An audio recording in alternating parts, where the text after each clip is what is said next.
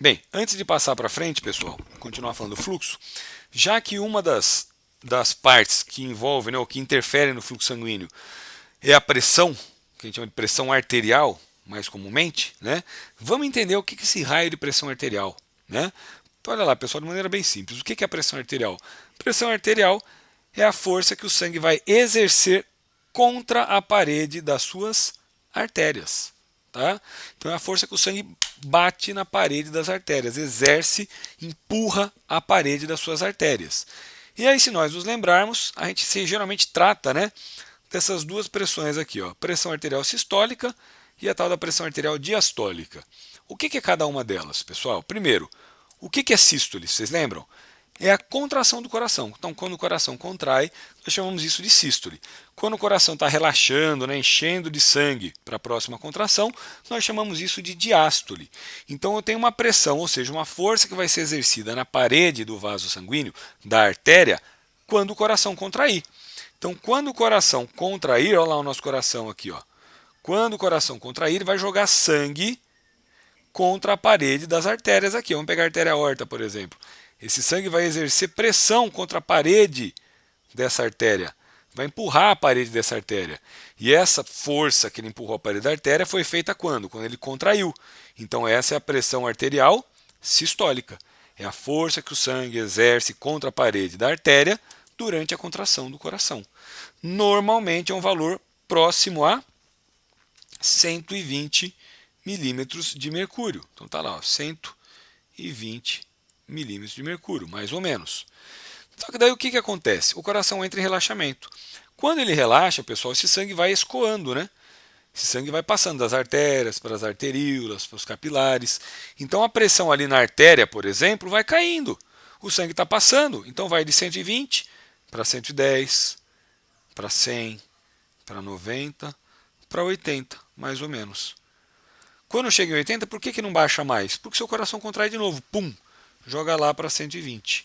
Aí vai escoando o sangue. 110, 100, 90, 80. Chegou no 80, mais ou menos, o coração está contraindo de novo. Pum! Vai lá para 120.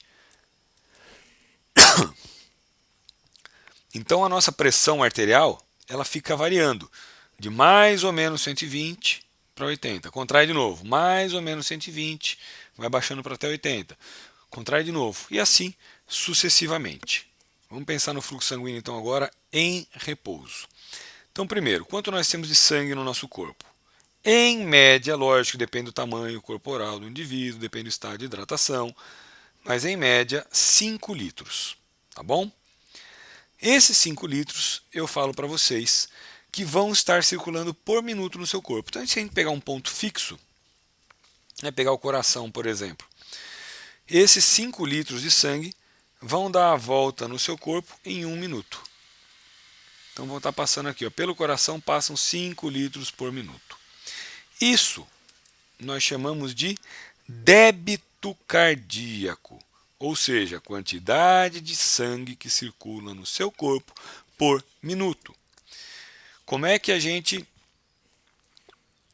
vai designar o débito cardíaco? Vai usar essa letrinha aqui, ó, letra Q. Tá? Então, toda vez que vocês visualizarem o Qzinho, isso significa débito cardíaco, quantidade de sangue que circula no seu corpo por minuto. No repouso, olha lá, os 5 litros que vocês possuem, vocês fazem circular por minuto. Você não precisa mais do que isso para manter as suas células vivas. 5 litros de sangue circulando por minuto vão abastecer as suas células com o que elas precisam: de oxigênio, nutrientes, hormônios, eletrólitos. Vai ser o suficiente para remover o que você produziu no repouso, de CO2, de prótons de hidrogênio. Então 5 litros é o que a gente tem circulando por minuto em média, obviamente, tá? Na maior parte das pessoas. Ou seja, o nosso débito cardíaco em repouso é de 5 litros por minuto. Ótimo. E no exercício? No exercício, isso vai para aproximadamente uns 22 litros. Uns um pouco mais, outros um pouco menos. Vai depender se a pessoa era uma pessoa sedentária e está se exercitando, se é um indivíduo atleta que está se exercitando. Tá? Por que vai depender? Porque olha lá, olha a regra do débito cardíaco, pessoal, olha a fórmula do débito cardíaco. Se eu quero saber o quanto está circulando no meu corpo por minuto, é muito simples. Eu vou pegar o número de vezes que meu coração está batendo por minuto, tá? Então vamos supor que meu coração bata 72 vezes por minuto. Eu já vou mostrar, já fiz um outro slide com esse exemplo para vocês, tá? E a cada batimento, normalmente em repouso, a gente consegue jogar para fora do coração aproximadamente 70 ml.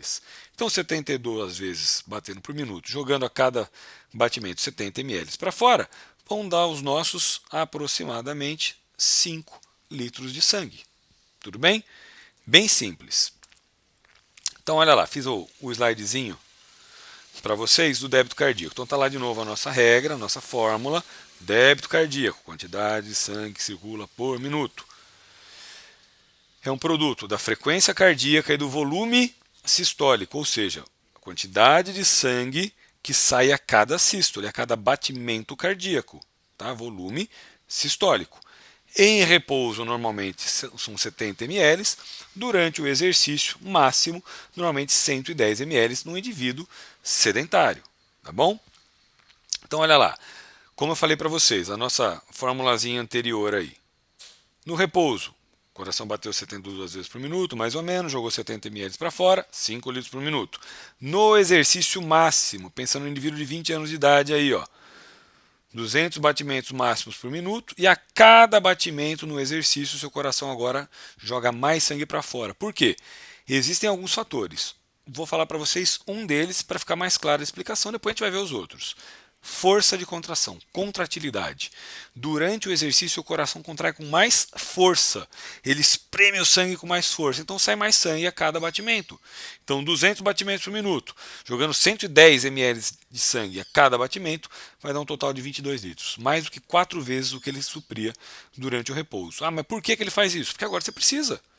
Agora você está precisando de muito mais oxigênio chegando na célula, mais eletrólito, mais nutriente, mais hormônio, precisa remover mais rápido os produtos de desgaste, CO2 e prótons de hidrogênio. Eu tenho que aumentar o débito cardíaco. Aqui, pessoal, olha lá. Então é a mesma fórmula do débito cardíaco, só que a gente colocou agora de outras maneiras para que vocês não se confundam ao estudarem aí por outros livros, né, ou numa prova. Essa é a regra básica, que é a fórmula básica do débito cardíaco, frequência cardíaca e volume sistólico. Mas lembra o que a gente falou? O débito cardíaco é fluxo, né? Fluxo o que é? Quantidade de sangue por tempo. O débito cardíaco o que é? Quantidade de sangue por tempo. Quantidade de litros de sangue por minuto. Quantidade por tempo. Então eu posso substituir o que a gente tinha marcado lá na outra regra como fluxo pelo débito cardíaco, porque é a mesma coisa, tá? Então agora eu só substituir aqui, ó. O meu débito cardíaco, o meu fluxo por minuto, é igual a variação de pressão dividido pela resistência periférica. Tá bom? Outra maneira que eu posso expressar isso é só inverter as coisas. Ó. Variação de pressão, ou pressão arterial, se eu quero saber sobre a pressão, é igual ao débito cardíaco vezes a resistência periférica. Lembrem que eu falei para vocês da matemática. Tudo que está no mesmo nível, se aumenta um, aumenta o outro. Como assim? Ó, volume sistólico está no mesmo nível do débito cardíaco que na fórmula. Ó. Então, se eu aumentar o volume sistólico, o meu débito cardíaco vai ser maior. Vai estar circulando mais sangue por minuto. Se eu aumentar minha frequência cardíaca, meu débito cardíaco vai ser maior. Se meu coração está batendo mais vezes, vai estar circulando mais sangue por minuto. Pressão arterial. Se eu aumentar o débito cardíaco, vai aumentar minha pressão arterial. Por quê? Porque mais sangue circulando por minuto, maior a pressão nas artérias. Se eu aumentar minha resistência periférica, se eu aumentar a resistência periférica, aumenta a pressão arterial. Se eu causar uma vasoconstrição, aumenta a pressão arterial. Não é isso? Se o meu sangue estiver mais viscoso, aumenta a pressão arterial. Então está na mesma linha, se aumentar um, aumenta o outro. Quando está em linhas diferentes, que por exemplo essa daqui, essa fórmula aqui, só para visualizar melhor, ó, débito a gente colocou que é igual a variação de pressão dividido pela resistência periférica. Então aqui já tem uma pequena diferença, olha lá. Aqui está na mesma linha, né? Ó. Então se eu variar a pressão, eu tenho maior fluxo sanguíneo, maior débito cardíaco. Quanto maior a diferença de pressão, maior o fluxo.